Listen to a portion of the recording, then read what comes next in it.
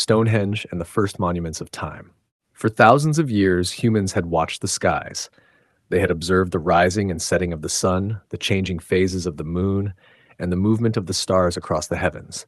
Farmers depended upon these patterns, and entire communities relied upon understanding the changing seasons. But observing the sky was only part of the challenge. Knowledge had to be preserved. It had to be passed from one generation to the next, and it had to remain reliable year after year. This led to one of the most remarkable developments in human history: the construction of monuments that may have helped people track the passage of time. Among the most famous of these monuments is Stonehenge in southern England. Today, Stonehenge attracts visitors from around the world, yet its original purpose remains the subject of debate. It was built in stages over many centuries, beginning more than 4,000 years ago. Massive stones, some weighing many tons, were transported over great distances and carefully arranged in a circular pattern. What makes Stonehenge particularly fascinating is its relationship with the sun. On the summer solstice, the longest day of the year, the sun rises in alignment with a particular stone known as the heel stone. On the winter solstice, the setting sun aligns with another part of the monument. These alignments are too precise to be accidental. Many researchers believe Stonehenge acted, at least in part, as a seasonal marker. It allowed people to identify important moments in the annual cycle with far greater confidence than simple observation alone. Stonehenge is not unique. Across Europe, Asia, Africa, and the Americas, ancient peoples built monuments that appear to align with the movements of the sun, moon, and stars. In Ireland, the ancient passage tomb of Newgrange provides a remarkable example. Built more than 5,000 years ago, it is actually older than Stonehenge and older than the Great Pyramids of Egypt. For most of the year, its central chamber remains dark. But at sunrise on the winter solstice, a narrow beam of sunlight enters through a specially constructed opening and illuminates the chamber deep within the monument. The effect lasts only a short time, but it demonstrates an extraordinary understanding of the annual movement of the sun. Elsewhere, standing stones and stone circles appear to have served similar purposes. Some may have marked important seasonal events. Others may have been gathering places where communities celebrated the changing year.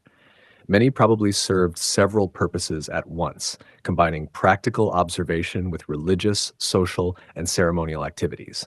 It is important to remember that these monuments were built long before modern machinery. Every stone had to be transported, shaped, and positioned using human effort. Such projects required planning, organization, and cooperation on a remarkable scale. Why would people invest so much effort? One possible answer is that understanding time had become increasingly important. As farming communities grew, knowing exactly when a season began could be extremely valuable. A reliable marker for the winter solstice or the summer solstice could help people organize agricultural activities and prepare for the months ahead. These monuments may also have served as permanent records of knowledge. Unlike stories passed from one generation to the next, stone structures could survive for centuries. They allowed important observations to be preserved in the landscape itself. Some researchers have suggested that certain monuments may even have been capable of tracking more complex astronomical cycles involving the moon. Although many details remain uncertain, there is little doubt that ancient people were paying close attention to the sky. One fascinating detail is that the sky itself slowly changes over thousands of years.